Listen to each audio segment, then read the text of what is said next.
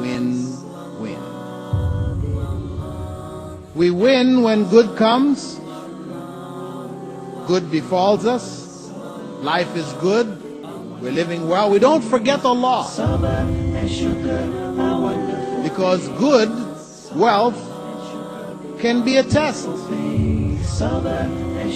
So we don't forget Allah, we remember Allah. In fact, remembering Allah in times of ease and success is far more difficult than remembering Allah in times of difficulty. আসসালামু আলাইকুম ওয়া রাহমাতুল্লাহ। আমি আপনাদের সবাইকে doctor Abu Ameenah Belal ফিলিপসের এই বক্তৃতা অনুষ্ঠানে আমন্ত্রণ জানাচ্ছি।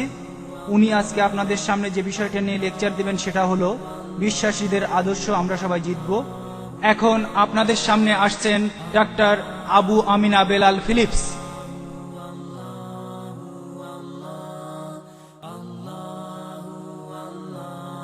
সমস্ত প্রশংসা আল্লাহর এবং তার দ্বারা বর্ষিত হোক শেষ নবী মুহাম্মদ সাল্লাল্লাহু আলাইহি ওয়াসাল্লামের উপর আর তাদের উপর যারা ন্যায়পরায়ণতার পথে থাকে জীবনের শেষ দিন পর্যন্ত।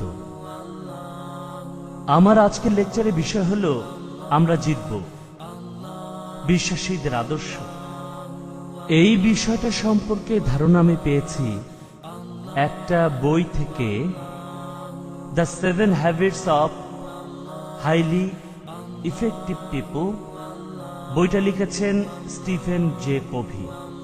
4 নম্বর হ্যাবিট, যেখানে লেখকের দৃষ্টিভঙ্গিটা ছিল যে আমরা কিভাবে বিভিন্ন মানুষজনের সাথে আমাদের সম্পর্ক বজায় রাখি। আর এখানে আমি যেটা বলতে চাচ্ছি সেটা হলো ইসলামিক দৃষ্টিভঙ্গি, যে আমরা কিভাবে আমাদের চারিপাশে পৃথিবীকে দেখব। এখানে মানুষও আছে, এছাড়াও আছে আমাদের জীবনের বিভিন্ন ঘটনা, যে পরিস্থিতির ভেতরে আমাদের জন্ম হয়েছে সেসব বিষয়। এখানে সবকিছুই আছে, শুধুমাত্র মানুষের সাথে আমাদের সম্পর্কের কথা আমরা বলছি না। তবে বিশ্বাসীদের এই দর্শনটা দেখার আগে যে আমরা সবাই জিতব, আসুন আমরা দেখি যে অবিশ্বাসীরা তাদের দর্শনটা কি। আর এতে করে আমরা পরিষ্কারভাবে বুঝতে পারবো যে বিশ্বাসীদের দর্শনটা কেমন হওয়া উচিত। আমরা মুসলমানরা বিশ্বাসের কথা বলতে গিয়ে বলি লা ইলাহা ইল্লাল্লাহ। আমরা প্রথমে মিথ্যা ঈশ্বরকে অস্বীকার করি, মিথ্যা ঈশ্বরকে প্রথমে অস্বীকার করি, তারপরে আমরা সত্যিকারের ঈশ্বরকে স্বীকার করি। তাহলে আমরা আসুন দেখি অবিশ্বাসী যারা, তাদের দর্শনটা কি, তাদের জীবনটাকে তারা কিভাবে দেখেন। আর এখানে তাদের দর্শনটা হলো যেত অথবা হারো। এখানে অবিশ্বাসীদের দর্শনটা হলো তারা যেভাবে তাদের চারপাশের পৃথিবীটাকে যে দৃষ্টিভঙ্গিতে দেখে সেটা হলো জেতা অথবা হারা। এর সাথে আরো আছে সৌভাগ্য কিংবা দুর্ভাগ্য। জেতা আর হারার সাথে সৌভাগ্য আর দুর্ভাগ্যের সম্পর্ক, অর্থাৎ তারা বলে যদি আমার ভাগ্য ভালো থাকে আমি জিতব, যদি ভাগ্য খারাপ থাকে তাহলে হেরে যাব। এটাই হলো অবিশ্বাসীদের জীবন দর্শন। আর এই ব্যাপারটা একজন নাস্তিকও মেনে থাকেন। যে লোকটা বলে যে ঈশ্বর বলে কেউ নেই, সত্যকে বিশ্বাস করে না, এই দর্শনটা তার জীবনকে পরিচালিত করে সৌভাগ্য আর দুর্ভাগ্য। তাহলে আপনারা দেখবেন যে অবিশ্বাসীরা তারা তাদের সারা জীবন ধরে এই চেষ্টাটাই করে যায় যে কিভাবে তারা তাদের সৌভাগ্যকে নিশ্চিত করবে, একই সাথে কিভাবে দুর্ভাগ্যকে রোধ করবে।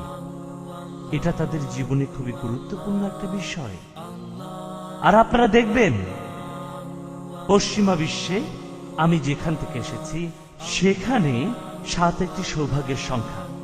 তাই তারা 7টার সময় তাদের কাজ শুরু করে। 4, যদি আপনি কোনো 4টা পাতার ক্লোভার গাছ দেখেন, এই গাছটায় সাধারণত 3টা পাতা একসাথে থাকে, কিন্তু যদি একসাথে 4টা পাতা দেখেন, সৌভাগ্যের ব্যাপার, এটা সৌভাগ্যের লক্ষণ। তাই তো পশ্চিমা বিশ্বের লোকজন এই 4টা পাতা জোগাড় করে একটা প্লাস্টিকের ক্যাপসুলের ভেতরে রাখে, তারপর তারা সেটা তাদের হাতে বা গলায় পরে। এটা পড়া হয় সৌভাগ্যের জন্য।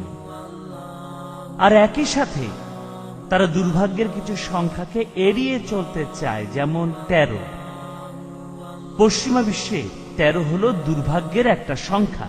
আপনারা পশ্চিমা বিশ্বে যদি কোনো অ্যাপার্টমেন্ট বিল্ডিং, হোটেল ইত্যাদিতে কখনো যান, আপনি যদি সেখানে এলিভেটরে ওঠেন, তাহলে হয়তো নাম্বারগুলো দেখবেন 10, 11, 12, 14, 15, 13 নম্বরটা কি হলো? 13 নেই।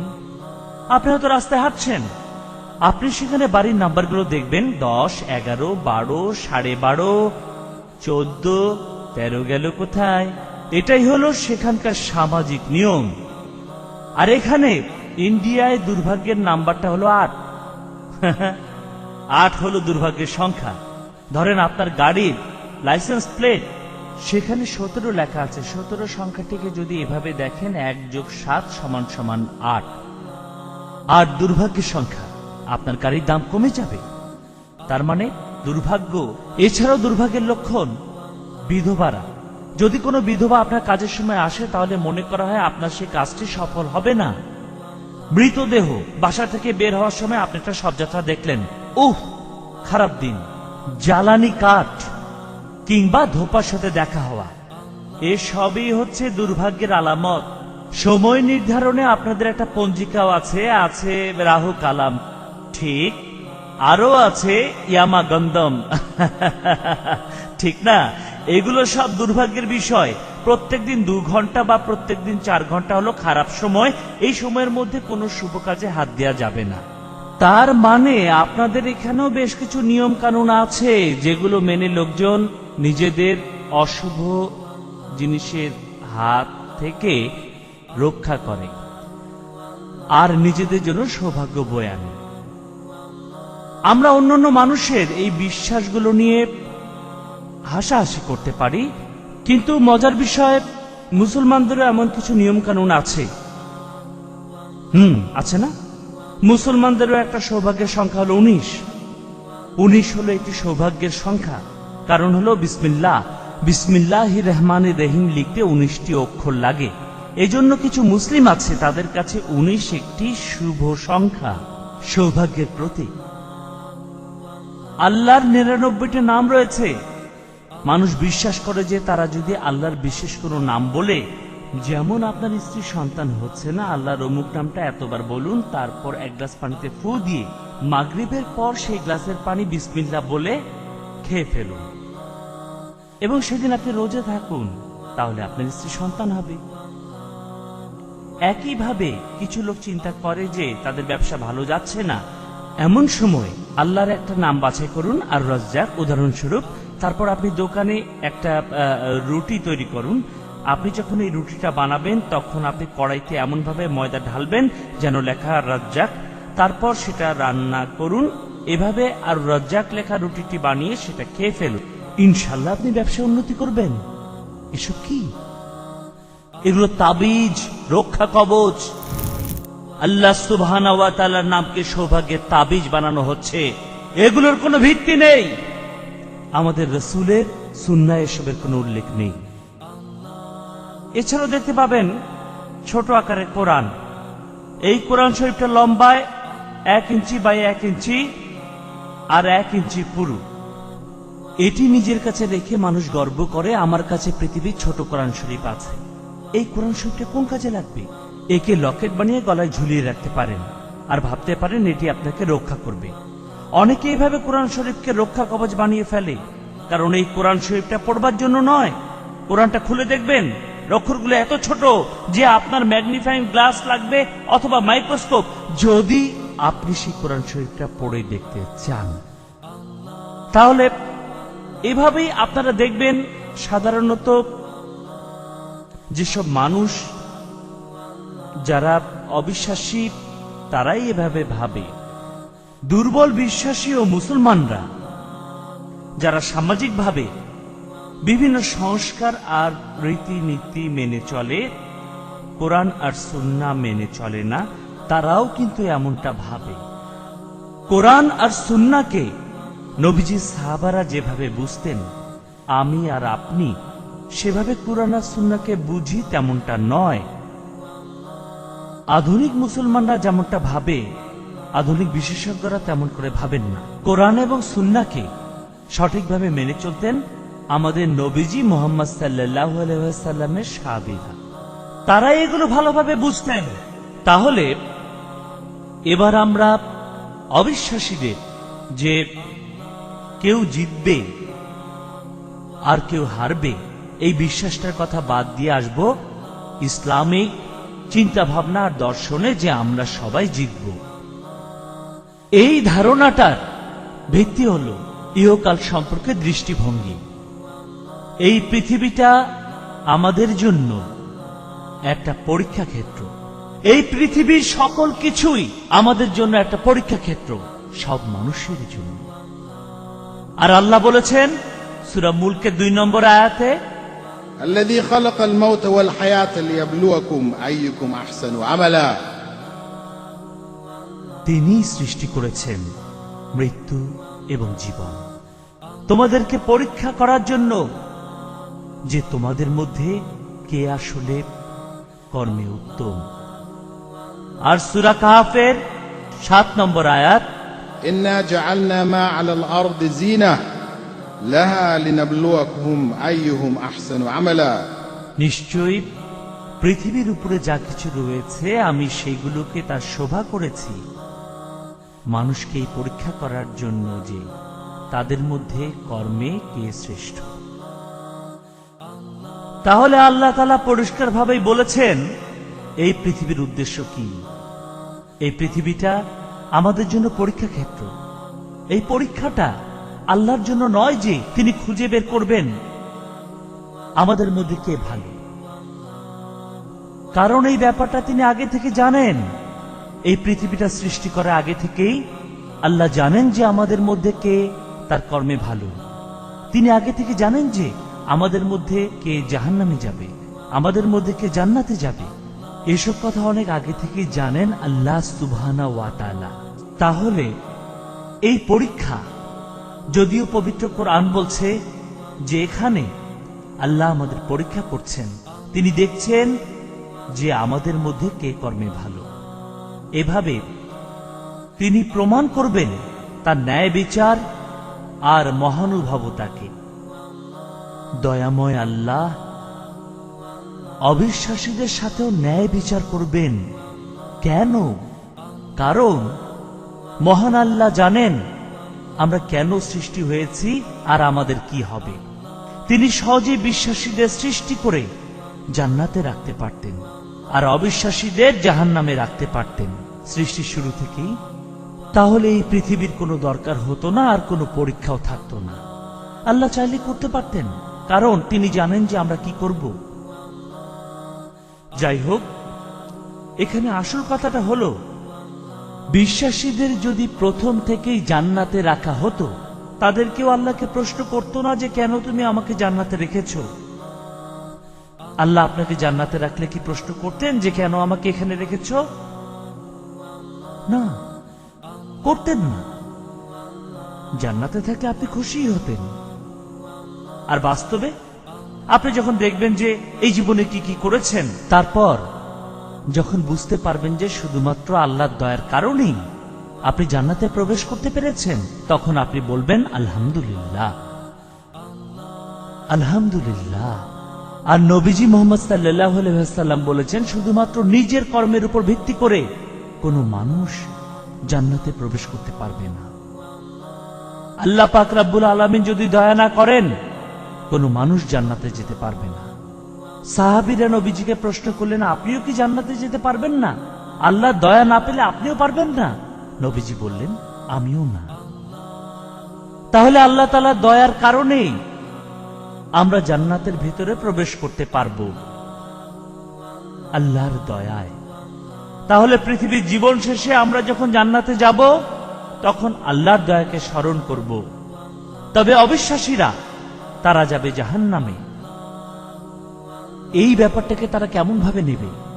আল্লাহ তাদের জাহান্নামে রাখবেন, তারা দেখবে অন্যরা জান্নাতে আছে, ব্যাপারটাকে তারা কিভাবে নেবে? এমন হলে তারা তখন বলবে, কেন কেন তুমি আমাদেরকে জাহান্নামে রাখছো? কি কারণে আমরা এই শাস্তি পাচ্ছি? আমরা কেন অন্যদের মতো জান্নাতে যেতে পারবো না?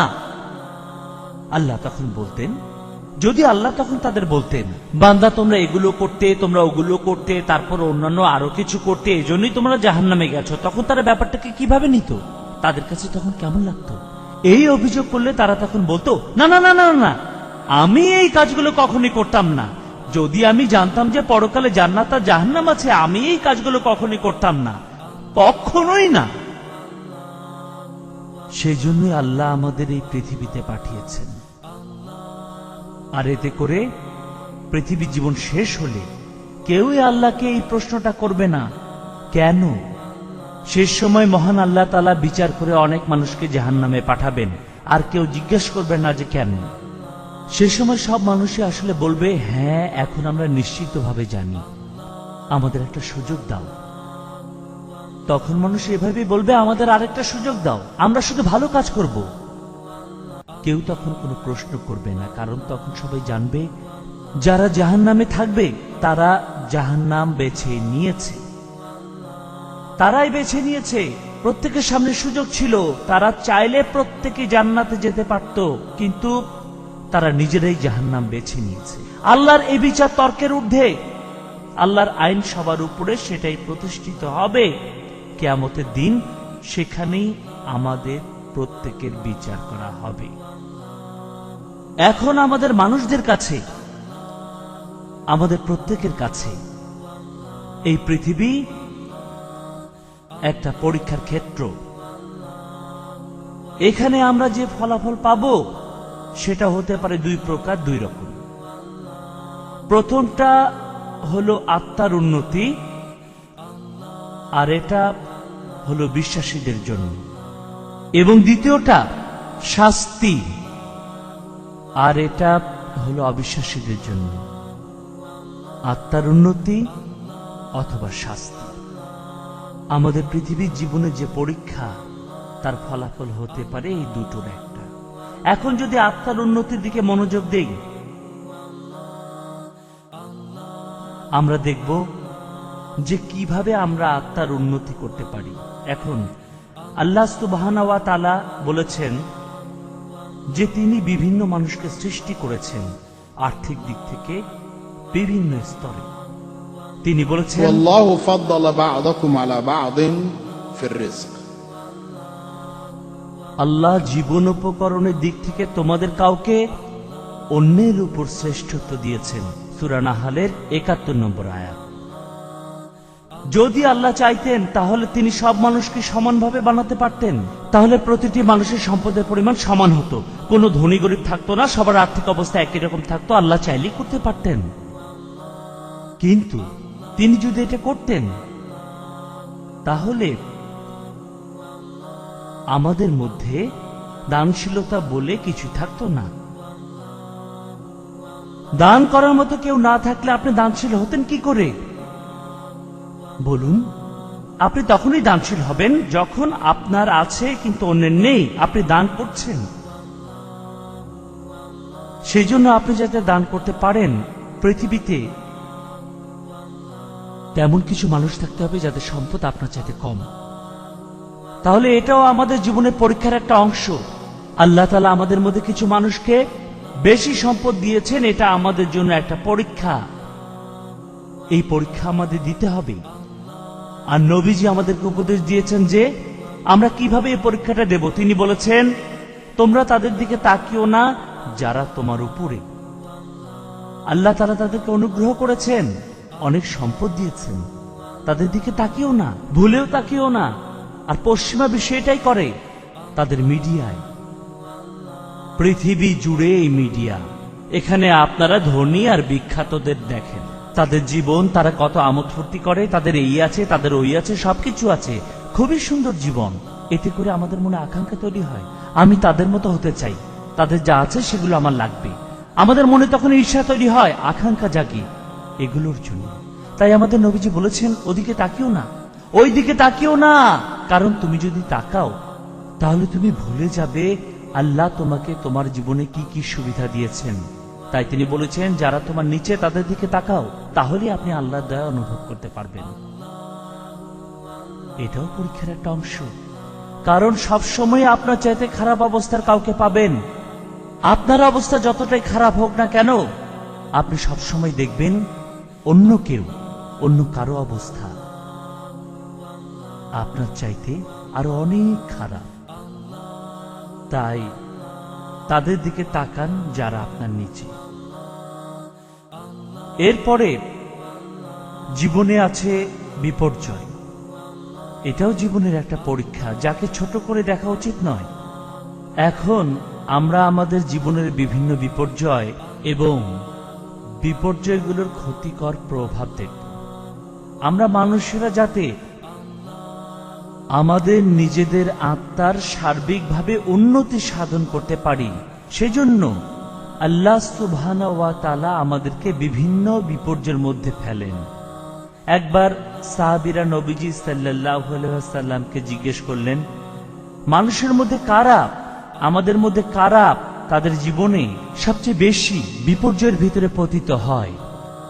তখন নবীজি সাল্লাল্লাহু আলাইহি ওয়াসাল্লাম বললেন, নবী রাসূলরা অন্যদের চাইতে বেশি বিপর্যয়ে পড়ে। নবী রাসূলরাই বেশি বিপর্যয়ে পড়ে। নবী রাসূল তাদের জীবনে বিপর্যয় সবচেয়ে বেশি। তাহলে বিপর্যয় নিশ্চিতভাবে হলো একটি আশীর্বাদ। নবী রাসূলদের কাছে বিপর্যয় হলো আশীর্বাদ। আপনারা এই ব্যাপারে নবী ইউসুফের জীবন কাহিনী দেখতে পারেন, কোরআনে আছে। নবী ইউসুফ তার ছেলেবেলায় অনেক বিপর্যয়ের মধ্যে পড়েছিলেন। ভাইয়েরা তার বিরুদ্ধে ষড়যন্ত্র করেছিল, কুয়ার মধ্যে ফেলে দিয়েছিল, দাস হিসেবে তাকে মিশরে নিয়ে যাওয়া হলো। অবস্থা যখন একটু ভালো মনে হলো, তখনই সেখানকার শাসকের স্ত্রী ইউসুফ নবীকে প্রলুব্ধ করতে চাইলেন। তারপর তিনি কারাগারে বন্দী হলেন। ভালো একজন মানুষ, সবসময় ভালো কাজ করতেন, কিন্তু সেই ভালো মানুষই একের পর এক বিপর্যয়ের ভিতরে পড়তে লাগলেন। অবস্থা আরো খারাপের দিকে মোড় নিল। যখন তিনি জেলখানার ভেতরে ছিলেন, সেখানে তিনি দুজন ভৃত্যের স্বপ্নের ব্যাখ্যা করে দিলেন। তাদের একজনকে তার কথা মনে রাখতে বললেন যখন সে মুক্ত হবে। অথচ মুক্ত হয়ে ভৃত্যটা নবীর কথা ভুলে গেল। সে ভুলে গেল, অনেক বছর লোকটা ভুলে থাকলো। একদিন তার মনে পড়ল আর নবীকে বের করল। এখানে দেখেন, এই যে লোকটা ভুলে গেল, আপনি হয়তো বলবেন ভৃত্যটা ভুলে গেল, এটা আসলে ঠিক নয়, কিন্তু ভুলে গিয়েছিল। নবী ইউসুফ বের হয়ে যেতে পারতেন আরো ৬-৭ বছর আগে, কিন্তু তিনি আরো ৭ বছর জেলে থাকলেন, কারণ লোকটা ভুলে গিয়েছিল। তবে এখানে কিছু বিশেষজ্ঞ এই জিনিসটা ভেবে চিন্তে বের করেছেন। যখন ভৃত্যটা মুক্ত হয়েছে, ইউসুফ যদি সে সময়ে মুক্ত হতেন, তিনি হয়তো সেক্ষেত্রে আবারও সেখানে ভৃত্য হিসেবেই নতুন করে নিযুক্ত হতেন। ঘটনাটা দেখুন, সেই ভৃত্যটা মুক্ত হয়ে যদি রাজাকে বলতো, দেখেন এই হলো ঘটনা, নবী ইউসুফ সে আসলে খুব ভালো একজন মানুষ, তাকে বের করেন, বের করে মহিলার সামনে আনা হতো, মহিলা স্বীকার করতো, হ্যাঁ একে প্রলুব্ধ করেছিলাম, এর বিরুদ্ধে অভিযোগ সত্যি নয়, তাহলে ইউসুফের কি হতো? তাহলে আবারও তিনি একজন ভৃত্যই হতেন। তাই আল্লাহ তাআলা তাকে বেশি সময় কারাগারে রাখার ব্যবস্থা করলেন। আর তিনি যখন মুক্ত হলেন, তার আগে তিনি সেখানকার যে রাজা, তার দেখা স্বপ্নের ব্যাখ্যা দিলেন। এতে করে ইউসুফও বিশেষ সম্মান পেলেন। আর তখন রাজা ইউসুফকে সেই রাজ্যের সব ফসল দেখাশোনা করার বিশেষ দায়িত্ব প্রদান করলেন। এই অতিরিক্ত 7 বছরের কারাদণ্ডটা ইউসুফের ভালোর জন্যই ছিল। আর একই ঘটনা ছিল নবী ইব্রাহিমের ক্ষেত্রে। তার সন্তান ছিল না, তার স্ত্রীর সন্তান হচ্ছিল না। বৃদ্ধ বয়সে এক ফুটফুটে পুত্র ইসমাইল হলেন। পিতা পুত্র একসাথে কাবা পুনর্নির্মাণ করলেন। তখন আল্লাহ বললেন, ইসমাইলকে উৎসর্গ করো। এই ছেলেই তখন নবী ইব্রাহিমের কাছে সবচেয়ে আদরের ধন। তখন আল্লাহ বললেন, তাকে কোরবানি দাও। এটা একটা বিপর্যয়। এটা আল্লাহর আদেশ নবী ইব্রাহিমের কাছে, তবে ইব্রাহিমের কাছে ব্যক্তিগতভাবে এটা একটা বিপর্যয়। তিনি আল্লাহর কথা মেনেছেন, আল্লাহ তাকে পুরস্কার দিয়েছেন, তার বংশধরেরাই নবী হলেন। এমনই হলো নবী রাসূলদের জীবন কাহিনী। তবে সঠিকভাবে এই বিপর্যয় আল্লাহ বলেছেন যে এতে করে তোমাদের ভিতরে সার্বিকভাবে জন্ম নেবে ধৈর্য। ধৈর্য আর ধৈর্যই হলো আমাদের জীবনের সাফল্যের মূল চাবিকাঠি। আল্লাহ বলেছেন, وَلَنَبْلُوَنَّكُمْ بِشَيْءٍ مِّنَ الْخَوْفِ وَالْجُوعِ وَنَقْصٍ مِّنَ الْأَمْوَالِ وَالْأَنفُسِ। আমি তোমাদেরকে অবশ্যই পরীক্ষা করব ক্ষুধা দিয়ে, সম্পদের ক্ষয়ক্ষতি দিয়ে, জীবনের ক্ষয়ক্ষতি দিয়ে, তোমাদের ফসলের ক্ষয়ক্ষতি দিয়ে। وَبَشِّرِ الصَّابِرِينَ। তবে শুভ সংবাদ দাও তাদের যারা ধৈর্যশীল।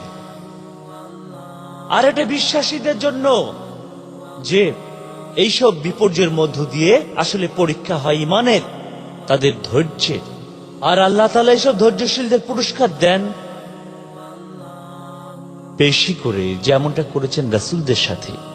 এইসব বিপর্যয় আমাদের আল্লাহর কথা মনে করিয়ে দেয়। আর পবিত্র কোরআনের সূরা সাজদার 21 নম্বর আয়াতে আছে, وَلَنَذِيقَنَّهُمْ مِنَ الْعَذَابِ الْأَدْنَى دُونَ الْعَذَابِ الْأَكْبَرِ لَعَلَّهُمْ يَرْجِعُونَ। বলা হচ্ছে আমি তাদেরকে অবশ্যই লঘুমাত্রার শাস্তি দেব।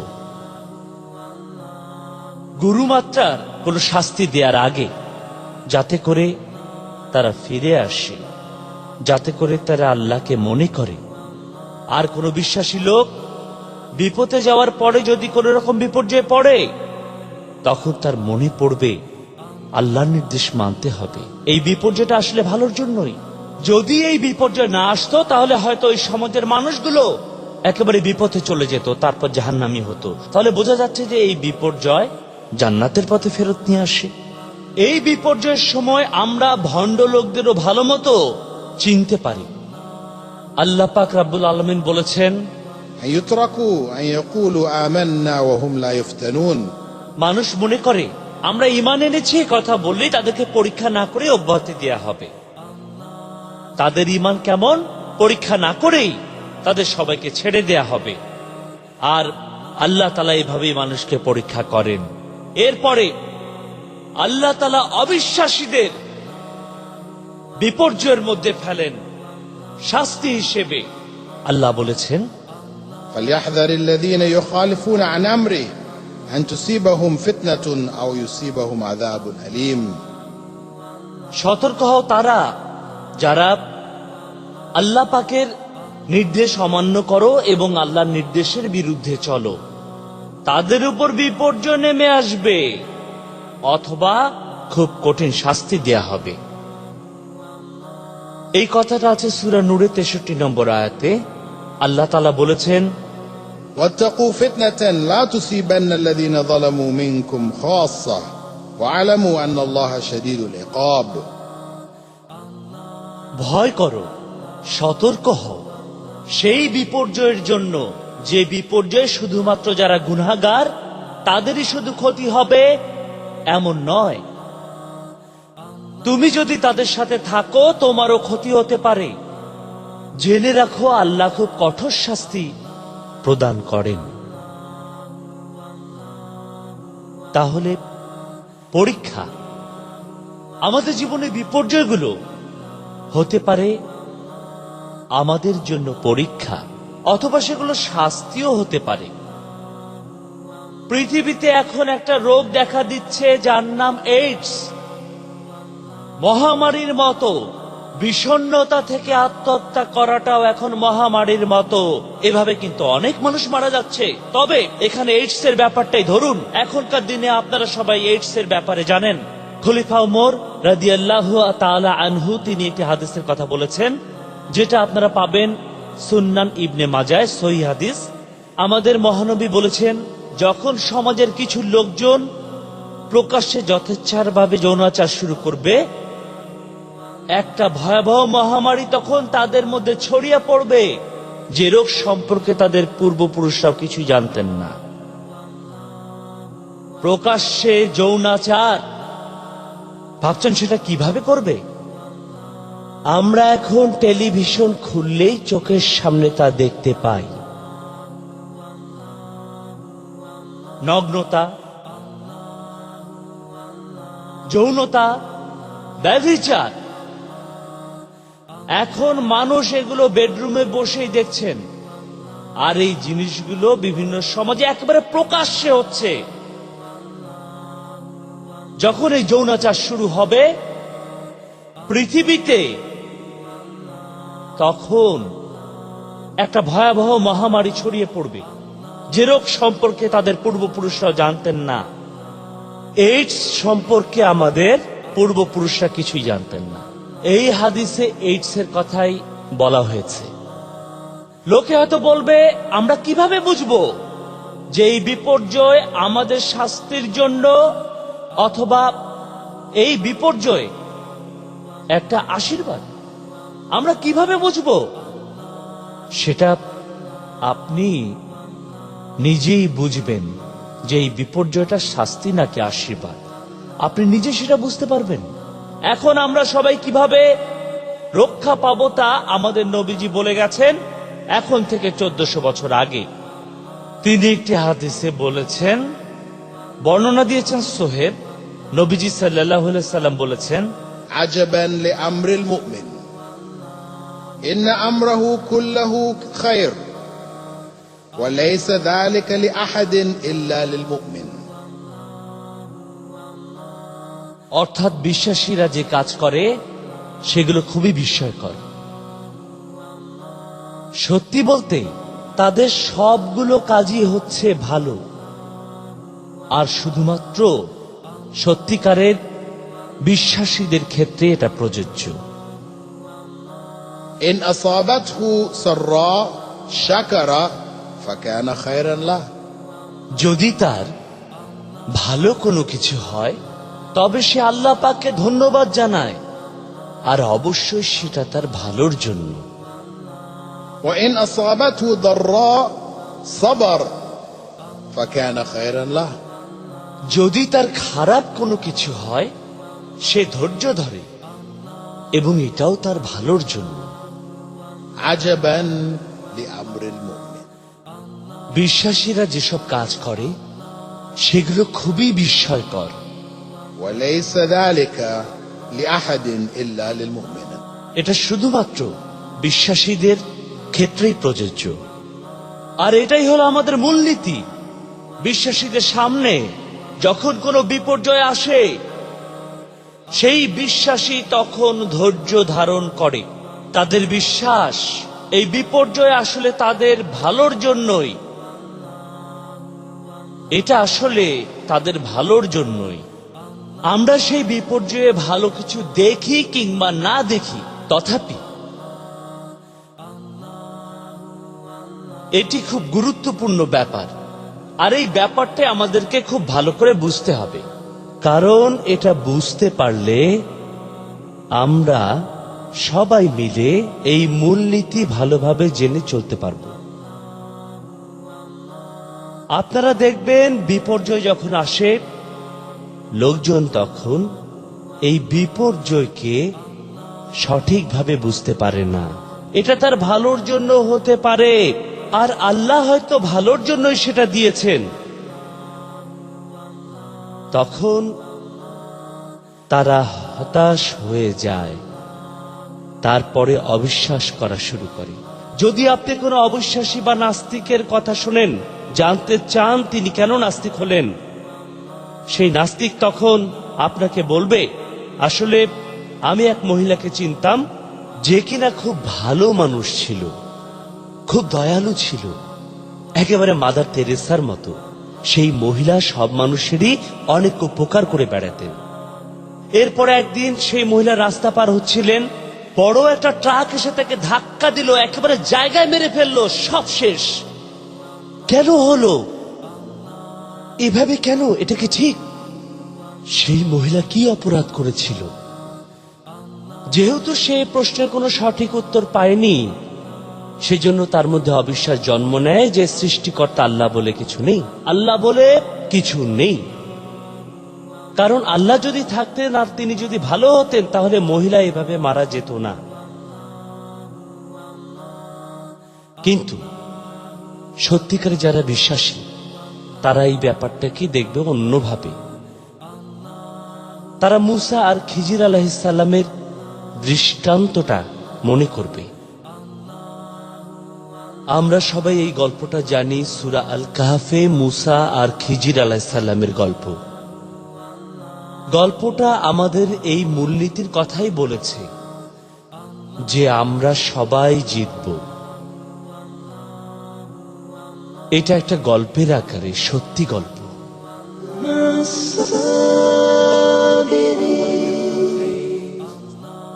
যখন মুসা আর খিজির আলাইহিসসালাম নদী পার হলেন, তখন মুসা দেখলেন যে খিজির আলাইহিসসালাম নৌকাটা ভেঙে ফেলছেন।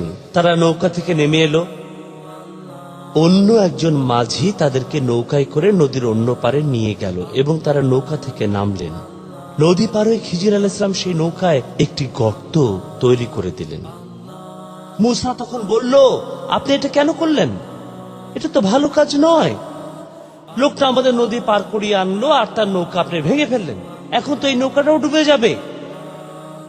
তারপর নৌকার মালিক ফিরে এসে যখন তার নৌকার এই বেহাল অবস্থা দেখলো, তখন দুঃখ করে বলল, এটা কে করেছে?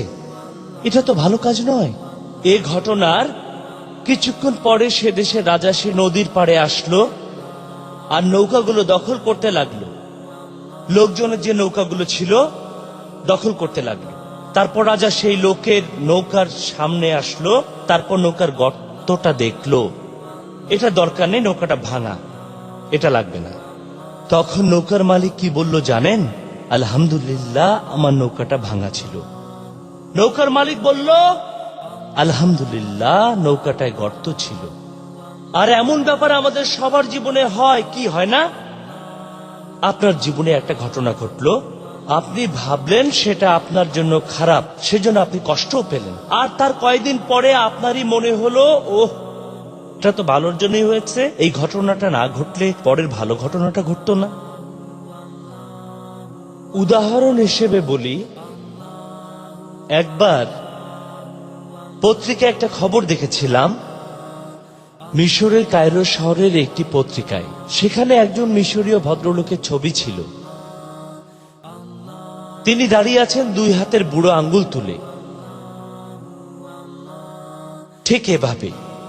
তার মুখে বড় একটা হাসি। তার বাবা ডান গালে চুমু দিচ্ছেন আর মা চুমু দিচ্ছেন তার বাম গালে। সে দুই হাত উঁচু করে দাঁড়িয়ে আছে, হাসি মুখে, কান পর্যন্ত হাসি। ছবির নিচে খবরটা দেয়া আছে, ভদ্রলোক একজন শিক্ষক। আগের দিন তার বাহরাইনে যাওয়ার কথা ছিল প্লেনে চড়ে। গালফ এয়ারের প্লেনে করে তিনি মিশর থেকে বাহরাইন যাবেন।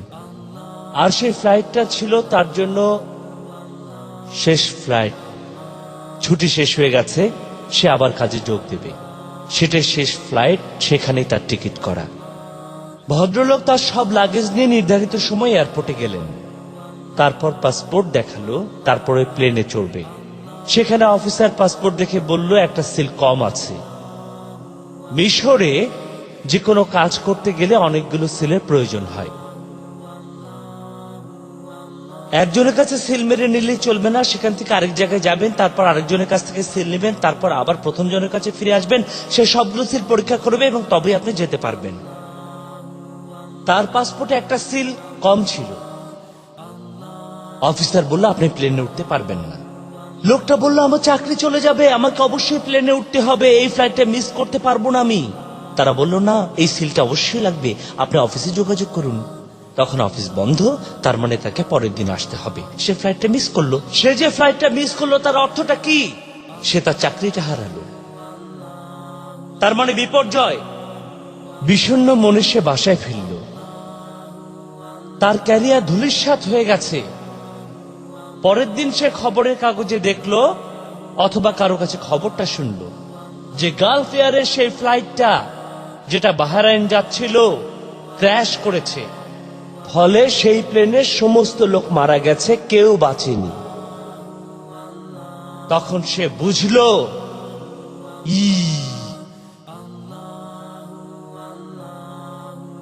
সে বুঝলো আগের দিনের যে ঘটনাটা ছিল বিশাল একটা বিপর্যয়, সেটাই হয়ে গেল তার জন্য খুব সৌভাগ্যের একটা ঘটনা। আর এমনই হলো আমাদের প্রত্যেকের জীবন। আমাদের জীবনে যাই ঘটুক না কেন,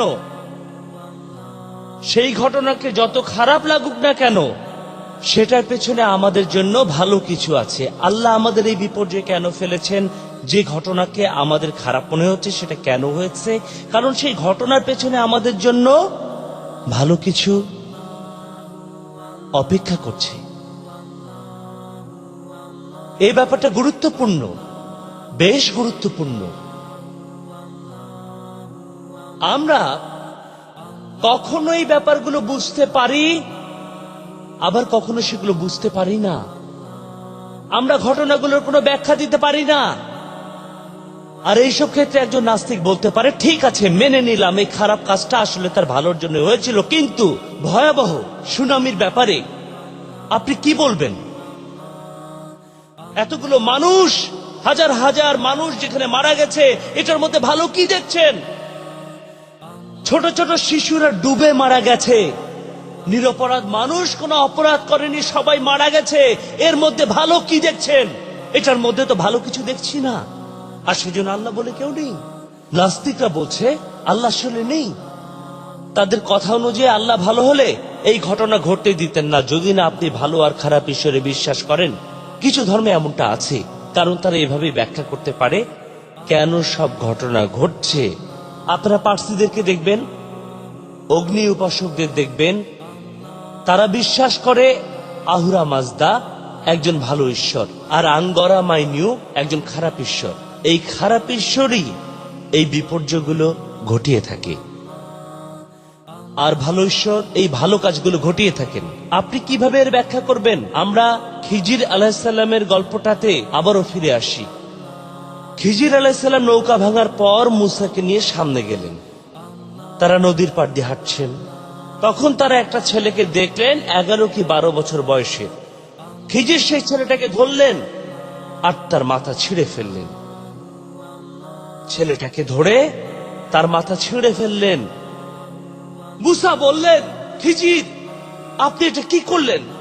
আপনি একটা নিরপরাধ ছেলেকে একেবারে মেরে ফেললেন, আপনি এটা কিভাবে করলেন? খিজির তখন মুসাকে বুঝিয়ে বললেন। আরো কয়েকটা ঘটনার পরে তিনি মুসাকে বুঝিয়ে বললেন যে এই ছেলেটা যখন বড় হতো তখন সে তার বাবা মাকে অনেক কষ্ট দিত, অথচ তারা খুবই ধার্মিক, কিন্তু এই ছেলে তাদের এমন কষ্ট দিত যে তারা দুজনেই অবিশ্বাসী হয়ে যেত।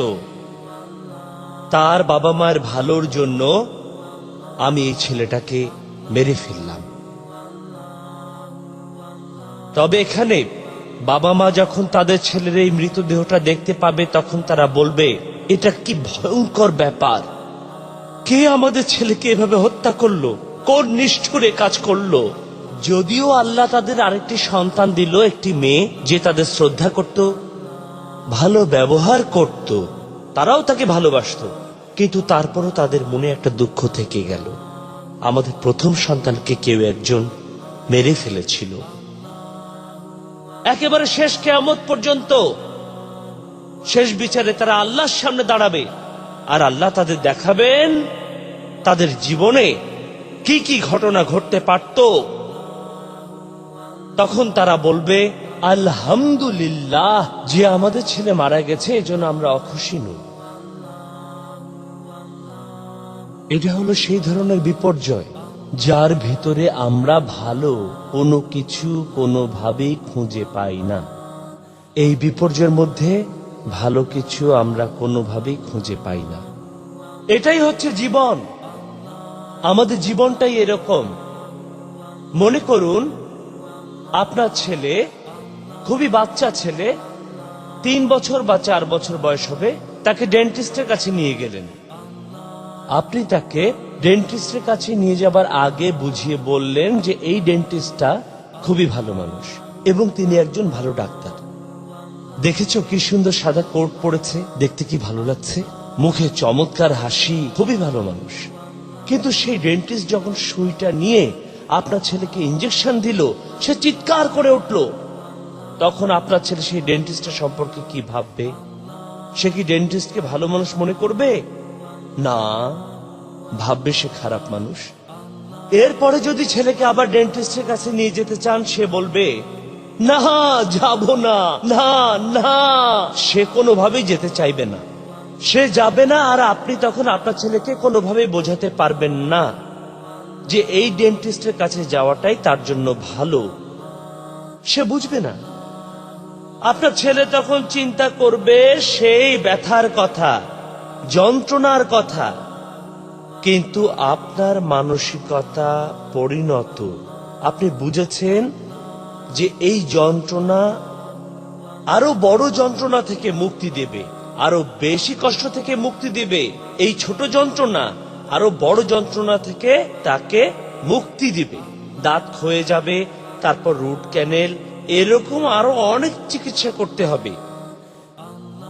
আপনার ছেলে সেটা বুঝতে পারছে না। সব বাচ্চাই এখানে দেখবে যে ডেন্টিস্ট তাকে সুই ফুটিয়ে দিয়েছে, ব্যথা লেগেছে।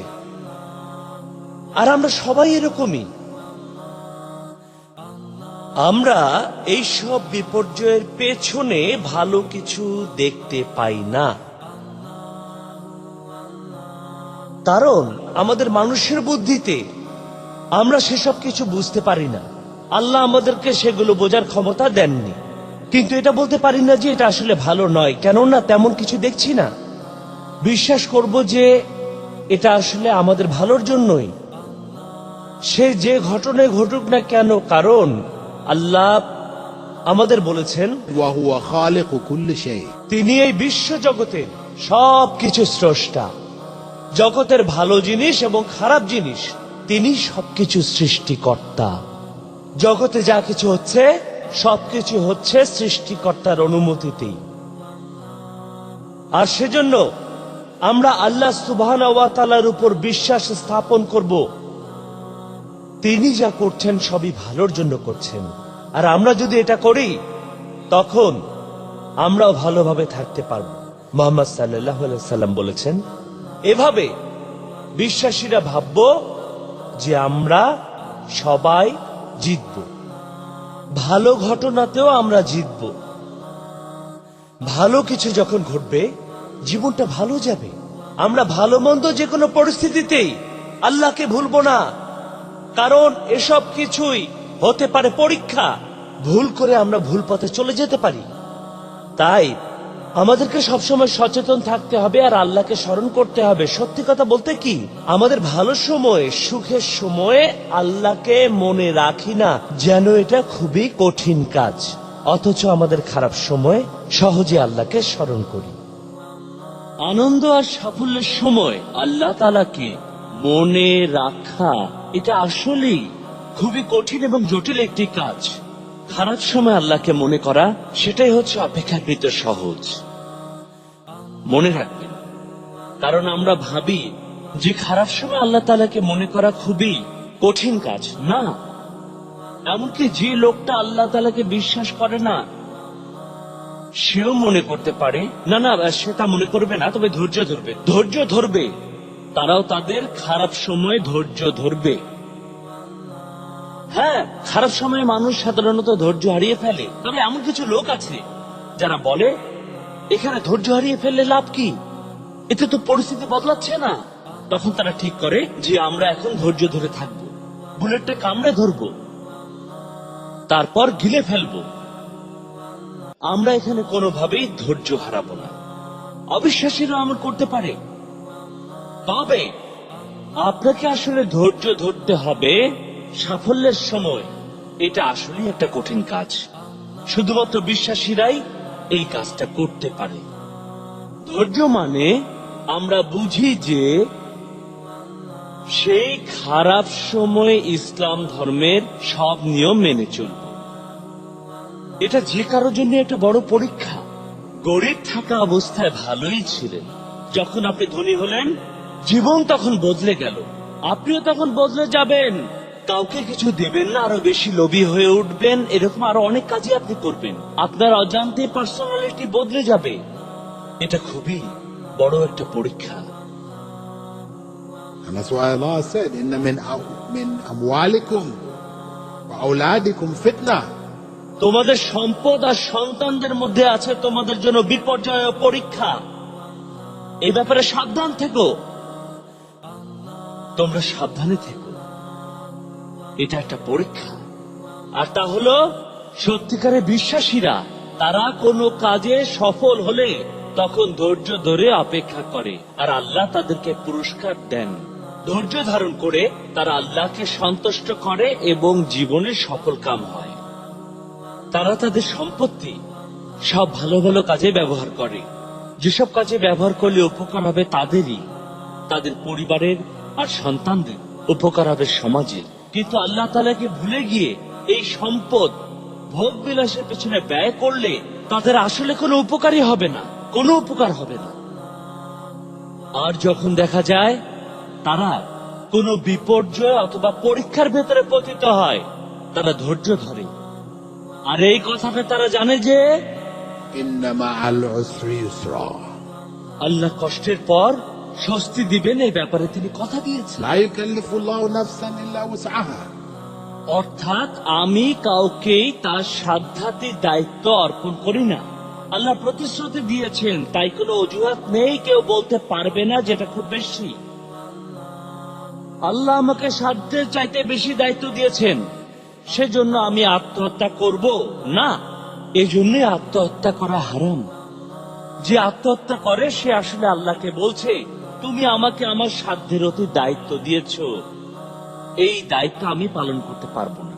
আর এটা আসলে সত্যি নয়, আল্লাহকে মিথ্যা অভিযোগ দেওয়া হচ্ছে। আমাদের কেউই তার সাধ্যের অতীত দায়িত্ব পালন করে না। এমনটা না হলে সেটা অবিচার হতো। আল্লাহ তাআলা অবিচার করতেন, আর তিনি অবিচার করেন না। তাহলে একজন বিশ্বাসী যখন কোনো বিপর্যয়ের মধ্যে পড়ে, সে তখন ধৈর্য ধরে, আর আল্লাহ তাকে পুরস্কার প্রদান করেন, অনেক পুরস্কার। তাহলে আগের কথাতে আসি, সত্যিকারের বিশ্বাসীদের আদর্শ হবে আমরা সবাই জিতব। তবে এটাও মানতে হবে যে আল্লাহ পাক যা করেন সেটা আমাদের ভালোর জন্যই করেন, আর আমাদেরকে এভাবেই চিন্তা করতে হবে। তবেই আমরা মানসিক দুর্বলতাকে কাটিয়ে উঠতে পারবো, আমাদের মনকে নিয়ন্ত্রণে রাখতে পারবো। আর তাহলে আমরা আমাদের জীবনের নানান রকম চড়াই এবং উতরাই পার হতে পারবো।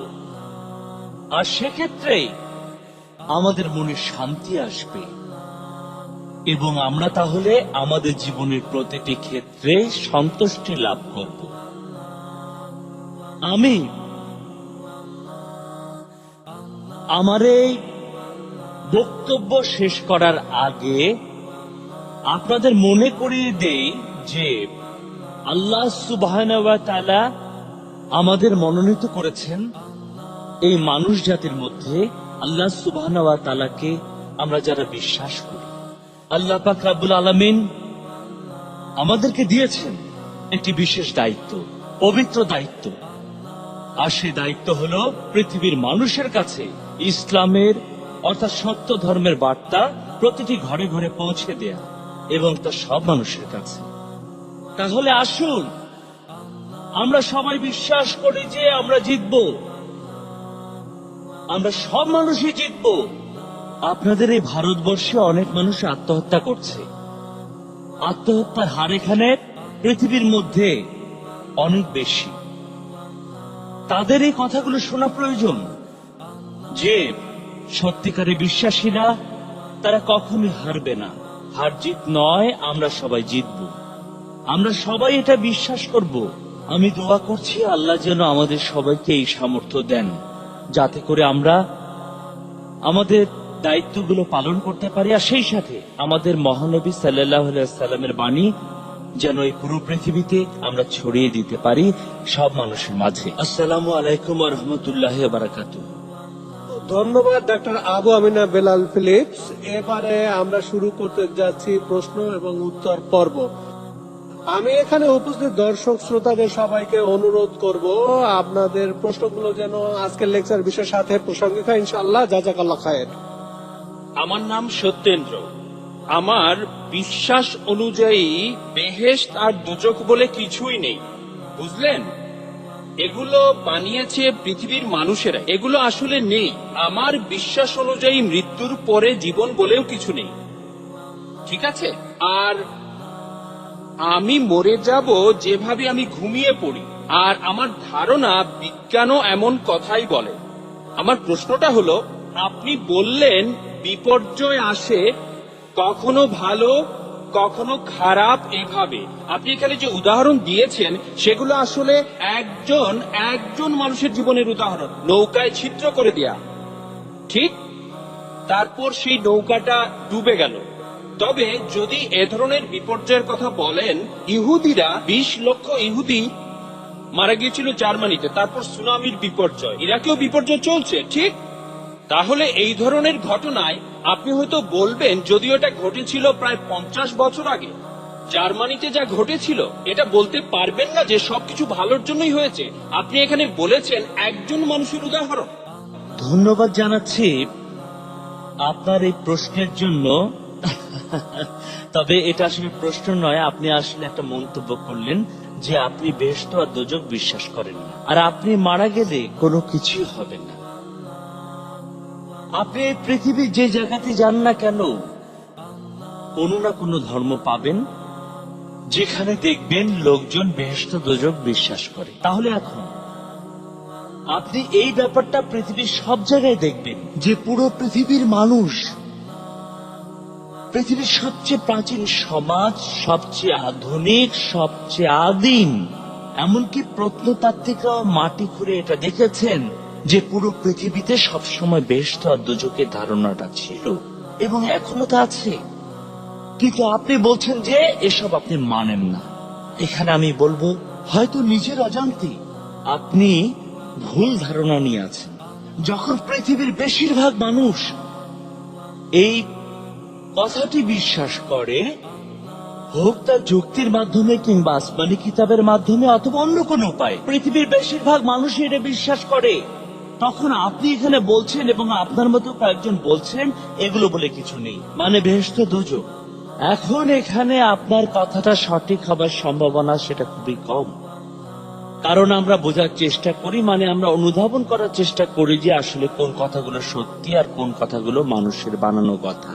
সেই সাথে যে ব্যাপারগুলো আমরা সব জায়গায় দেখি, আপনি পৃথিবী যেখানেই যান না কেন, সব মানুষের মধ্যে কমন, এই কমন ব্যাপারগুলো সত্যি হবার সম্ভাবনা অনেক অনেক বেশি। আর যে ব্যাপারগুলো আমরা অল্প কিছু জায়গায় দেখি, সেই ব্যাপারগুলো কিন্তু এক এক জায়গায় এক এক রকম। এই ব্যাপারগুলো সত্যি হওয়ার সম্ভাবনা অনেক কম। আমি এখানে আসলে আপনার মন্তব্যটার উত্তর দিচ্ছি। এই ব্যাপারে আপনার আর একটু চিন্তা করা উচিত। এটা আসলে দৃষ্টিভঙ্গির ব্যাপার, আপনি একে যেভাবে খুশি দেখতে পারেন। তবে জেনে রাখুন যে পৃথিবীর ইতিহাসে আপনার মতো এই বিশ্বাস কিন্তু খুব কম মানুষই পোষণ করেছে। আর এই সংখ্যালঘুর দলে থাকা এটা আসলে খুবই ভয়ানক বিপজ্জনক একটা কাজ। 1 নম্বর কারণ, ধরুন বেহেশত দোজখ বলে যদি কিছু না থাকে, তাহলে যারা বেহেশত দোজখে বিশ্বাস করে ভালো ও সৎ কাজ করার চেষ্টা করছে, তারা কিন্তু কিছুই হারাবে না। কিন্তু যদি বেহেশত আর দোজখ বলে কিছু থেকে থাকে, তাহলে কিন্তু আপনি হেরে যাবেন। আপনি এবং যারা আপনার মতো বিশ্বাস করে। আপনাদেরকে এখন আমি বলবো উদাহরণগুলো নিয়ে। আমি একটা সহজ উদাহরণের কথা বলেছিলাম আমাদের বোঝার সুবিধার জন্য। পবিত্র কোরআনে এমন কথা বলা হয়েছে যে কোরআনের আরেকটা সূরা হলো সূরা আল বুরুজ। সূরা আল বুরুজে একটা গল্প বলা হয়েছে। কিছু লোক তারা আল্লাহকে বিশ্বাস করত, আর এই জন্য তাদের আগুনে পুড়িয়ে হত্যা করা হয়েছিল। পবিত্র কোরআনের সূরা আল বুরুজে এই ঘটনাটি বলা হয়েছে। এখানে একটি কিশোরের ঘটনা বলা হয়েছে। নবীজি ব্যাখ্যা করেছিলেন যাকে সে দেশের রাজা ট্রেনিং দিয়েছিল একজন জাদুকর হয়ে রাজার পক্ষে কাজ করার জন্য। ছেলেটা এক দরবেশের কাছে আল্লাহর কথাগুলো শুনল, তারপর সত্য ধর্ম গ্রহণ করল। পরবর্তীতে আল্লাহ তাকে দিয়ে অনেক অলৌকিক কাজ করালেন।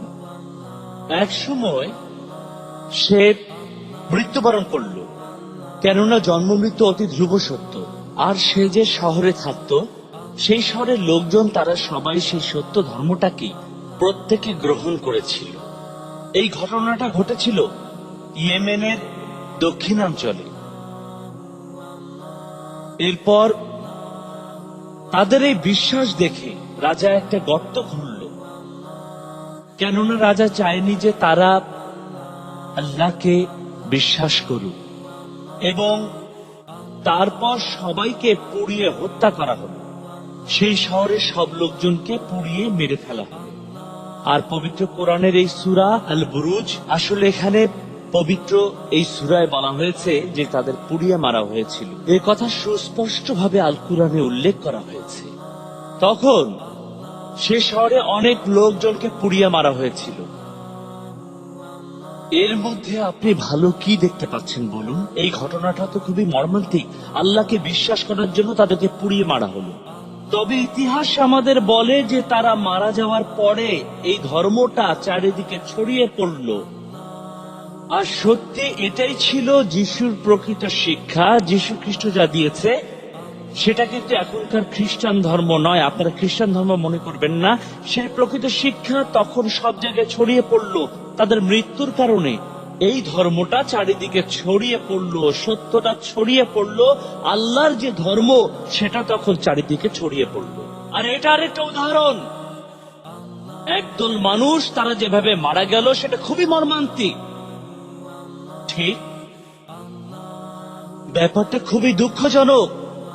আর এখানে ভালো ফলাফল হলো ধর্ম ছড়িয়ে পড়া। তাই আমি বলছি, একজনের ক্ষেত্রে এই ব্যাপারটা ঘটতে পারে, আবার একদল লোকের ক্ষেত্রে এমনটা হতে পারে। এমনকি একজনের ক্ষেত্রে যে বিপর্যয় ঘটে সেখানেও আমরা বেশিরভাগ সময় সেই বিপর্যয়ের পেছনে ভালো কিছু দেখতে পাই না। একইভাবে একদল লোকের ক্ষেত্রে আমরা হয়তো ভালো কিছু দেখতে পাবো না। তবে আমরা বিশ্বাসীরা এটা মানি এগুলো ভালোর জন্যই। নিশ্চয় প্রশ্নের উত্তর পেয়ে গেছে। স্যার, হিন্দুজম প্রকৃত পূজা করে, যেমন নদী অথবা গাছ অথবা যেসব জিনিস আমাদের খাবার দাবার ইত্যাদি সরবরাহ করে। তবে অন্যান্য ধর্মে এই ব্যাপারটা তেমন একটা দেখা যায় না। আমরা যেগুলো পুজো করি সেগুলো আসলে প্রকৃতির একটা অংশ। যেমন শিবা, তিনি প্রকৃতি থেকে সৃষ্টি হয়েছেন। তাহলে এইসব বিশ্বাসের ভিত্তিটা আসলে কি? আসলে ইসলামে আমরা উপাসনা করি সৃষ্টিকর্তাকে, একজন সর্বশক্তিমান ঈশ্বরকে। অর্থাৎ আমরা একমাত্র সৃষ্টিকর্তায় বিশ্বাস করি, যিনি আমাদের সৃষ্টি করেছেন, তিনি আমাদের উপকার করেন, আমাদের বিভিন্ন কিছু দেন। সৃষ্টিকর্তার প্রতি এই বিশ্বাসটা আসলে খুবই প্রাকৃতিক একটা অনুভূতি। আপনারা নিজেদের পিতামাতাকে শ্রদ্ধা করেন, তাদেরকে আপনারা খুব ভালোবাসেন, কেননা তারাও আপনাকে ভালোবাসেন, আপনার যত্ন নেন। একইভাবে যে গরুটা আপনাকে দুধ দেয়, আপনি সেই প্রাণীটাকে ভালোবাসেন।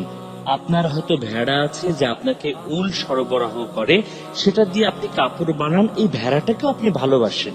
এভাবে আপনি যেসব জিনিস থেকে উপকার পান সেসব জিনিসকে আপনি ভালোবাসবেন বা শ্রদ্ধা করবেন, এটাই স্বাভাবিক। যাই হোক, পূজা করা এই ব্যাপারটা একটু আলাদা। পূজার সময় যা করছেন, আপনি কাউকে বলছেন আপনার কাজটা করে দিতে। যে কাজটা আপনার নিজের পক্ষে করা সম্ভব নয়, আপনি পূজার মাধ্যমে কতগুলো প্রাকৃতিক জিনিসের কাছে নিজেকে সমর্পণ করছেন। অথচ এই উপাসনাটা একমাত্র সৃষ্টিকর্তার প্রাপ্য। কেননা আল্লাহ পাকের সৃষ্টি, এই গরু, এই ভেড়া, এই গাছ, নদী অথবা প্রকৃতি ইত্যাদি, তারা আমাদের কথার জবাব দিতে পারে না। তারা আমাদের সেবা প্রদান করে, কারণ মহান আল্লাহ তাআলা তাদের মধ্যে এমন কিছু দিয়েছেন যেটার কারণে তারা আমাদের সেবা প্রদান করছে। এটা তারা স্বেচ্ছায় করছে না। একটা গরু কখনো এভাবে ভাবে না যে আমি মানুষকে দুধ দেব নাকি দেব না। এসব চিন্তা করে গরু মানুষকে দুধ দেয় না, তার সে ক্ষমতা নেই। গরু এসব ব্যাপারে কিছু চিন্তা করতে পারে না। একইভাবে ভেড়া আমাদের উল দেয়, নদী মাছ দেয়, গাছ ফল দেয়, এটা তারা আল্লাহর হুকুমে করে। তাই আল্লাহ পাক পবিত্র কোরআনে উল্লেখ করেছেন, তিনি পুরো পৃথিবীকে বানিয়েছেন আমাদের জন্য। তাই পৃথিবীর বিভিন্ন জিনিস থেকে আমরা যে উপকার পাই, সেগুলো আসলে আমাদের জন্য উপহার দিয়েছেন মহান আল্লাহ তাআলা, যিনি এসব সৃষ্টি করেছেন আমাদের জন্য সবকিছু। তাই আমরা যার উপাসনা করব, আমরা যার কাছে সাহায্য প্রার্থনা করব, যার কাছে আমরা সত্য পথের নির্দেশনা চাইব, আমাদের জানমালের নিরাপত্তা চাইব, তিনি এই পুরো বিশ্ব জগতের সৃষ্টিকর্তা, তিনি আল্লাহ। মুসলিমরা এটাই বিশ্বাস করে, স্রষ্টার সৃষ্টিকে পূজা করা, যেটাকে বলা হয় শিরক। দুঃখজনক ব্যাপার, এখানে আপনারা সৃষ্টিকর্তার সৃষ্টিকে স্রষ্টা হিসেবে মানছেন। হতে পারে সেটা একজন মানুষ, জড় পদার্থ অথবা পশু পাখি। এটা হলো স্রষ্টার সৃষ্টিকে পূজা করা, স্রষ্টাকে ভুলে গিয়ে তার সৃষ্টিকে পূজা করা। আমার নাম শ্যাম ম্যাথিউ। আমি এখানে একটা ব্যাপার ভালোভাবে খেয়াল করলাম। এখানে দুজনকে দেখছি যারা আগে খ্রিস্টান ছিলেন। আপনারা এখানে সংখ্যাগুরু। আমি একথা বলতে চাচ্ছি না আমিও একজন খ্রিস্টান, আমি একথা বলছি না যে খ্রিস্টান ধর্মই সবার উপরে। ব্যাপারটা দেখলাম তাই বললাম। এখন আমার প্রশ্নটা হলো মিস্টার বিলালের কাছে। প্রথমে এক ভদ্রলোক প্রশ্ন করেছিলেন বেহেশত আর দোজখ আছে কিনা। আপনি বললেন যে পৃথিবীর বেশিরভাগ লোক সংখ্যাগুরু যেভাবে ভাবছে আপনি সেই দলে, তাহলে একজন ব্যক্তি হিসাবে আপনি সেই সংখ্যাগুরু লোকদের বিশ্বাসী মানছেন যে আপনি বেহেশত দোজখ মানেন অথবা স্বর্গ নরক মানেন? তাহলে যেহেতু বেশিরভাগ লোক মানে যে বেহেশত আছে, তাই আপনিও মানছেন। কিন্তু আমার প্রশ্নটা হলো, যদি এমনটা হয়ে থাকে, হিন্দুইজম এই ধর্মের লোক এই দেশে বেশিরভাগ লোক হিন্দু ধর্ম অনুসারী, তাহলে আমার প্রশ্ন, আপনি হিন্দু ধর্মটাকে মানছেন না কেন? আমার কথা ঠিক হলে এই পৃথিবীতে হিন্দু ধর্মের অনেক অনুসারী আছে, অথবা আচ্ছা হতে পারে খ্রিস্টান ধর্ম হতে পারে, তাহলে এটা মানছেন না কেন যে খ্রিস্টান ধর্মটাই সঠিক? আপনি নিজেই বললেন যে বেশিরভাগ মানুষ ভাবে যে বেহেশত আর দোজখ আছে, তাহলে আপনি এই একই যুক্তিতে খ্রিস্টান ধর্মকে সঠিক বলে মানছেন না কেন? ধন্যবাদ। আসলে আপনি আমার কথা বুঝতে পারেননি। আমি এটা বলিনি যে আমি বিশ্বাস করি ম্যাথিউ।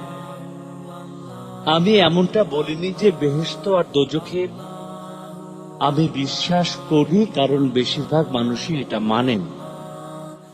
আমি আসলে এই কথাটা বলিনি।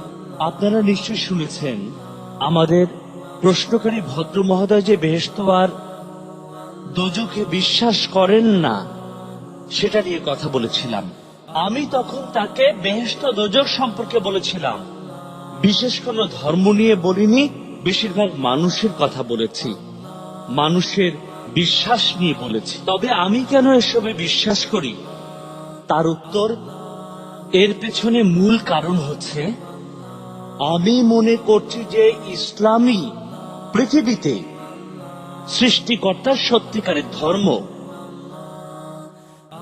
আর ইসলাম ধর্মের শিক্ষাগুলো, অর্থাৎ যে জীবন বিধান বলে গিয়েছেন আমাদের মহানবী সাল্লাল্লাহু আলাইহি ওয়াসাল্লাম, আরো বলেছেন আগের নবী রাসূলেরা, নবী ঈসা আলাইহিস সালাম, ইব্রাহিম আলাইহিস সালাম, মুসা আলাইহিস সালাম, এই নবী ও রাসূলেরা তারা সবাই বলেছেন বেহেশত এবং দোজখের কথা। সুতরাং আমি বিশ্বাস করি এই পরিপূর্ণ জীবন বিধানকে, যে ধর্মটার নাম হলো ইসলাম। আমাদের ধর্ম এটাই শেখায়, অর্থাৎ আমি যে ধর্মটা গ্রহণ করেছি, আমি যে ধর্মে বিশ্বাস করেছি, অন্য দিক থেকে দেখলে আমার যুক্তিও এটা মেনে নিয়েছে, কেননা আমার মতে এটা হওয়াই স্বাভাবিক ব্যাপার যে এই জীবন এটা আসলে সবকিছু নয়, এই জীবনের পরে আরেকটা জীবন রয়েছে। আর আমাদের এই জীবনে কিন্তু অনেক বিষয়েরই সুষ্ঠু সমাধান হয় না। ঘৃণিত হিটলার মরে গেল তো সব শেষ হয়ে গেল, আর একজন ভালো মানুষ মারা গেল, সেখানেও সবকিছু শেষ হয়ে গেল। দুটো ব্যাপারে কি এক হলো? কখনোই এক হলো না। এই দুটো ব্যাপার এভাবে ঘটলে আসলে বেশ অন্যায় হয়ে যায়, কেননা দুজনে মারা গেল, একজন আত্মহত্যা করলো আর একজন মারা গেল স্বাভাবিকভাবে, তবে মারা যাওয়ার পরে সব শেষ হয়ে গেল। একজন কাজ করেছে খুব খারাপ, আরেকজন কাজ করেছে বেশ ভালো, তারা দুজনে মারা গেল আর সব শেষ। না, এটা আসলে যৌক্তিক নয়, এটা খুবই অযৌক্তিক, এটার কোনো মানে হয় না। এখানে যেটা যৌক্তিক সেটা হলো এরপরে আরেকটা জীবন আছে, যেখানে যে লোক খারাপ কাজ করেছে সে তার জন্য শাস্তি পাবে, আর যে লোক সবসময় ভালো কাজ করেছে সে লোকও তার ভালো কাজের পুরস্কার পাবে। এটাই আমার কাছে যৌক্তিক মনে হয়। তাহলে আমি বেহেশত আর দোজখে বিশ্বাস করি, অবশ্যই করি, কারণ আমি যে সত্য ধর্ম গ্রহণ করেছি তা আমাকে এমনটাই শেখায়।